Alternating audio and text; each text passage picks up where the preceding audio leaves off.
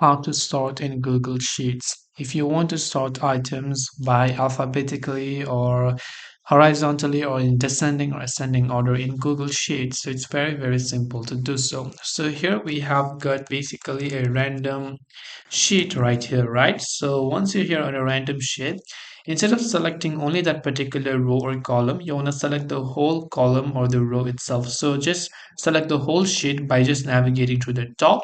Now just right click on it and here you can say short A to Z or short Z to A. Now you can also do a conditional formatting if you want to, but if you want to select Z to A, then that's also perfectly fine. Or you can right click and select sort sheet A to Z as well. Then that will also basically go ahead and then sort them accordingly. And this way you'll be able to go ahead and then basically sort stuffs on Google Sheets. If you have any further questions, feel free to leave them down below. Thank you for watching till the end and see you soon in the next video.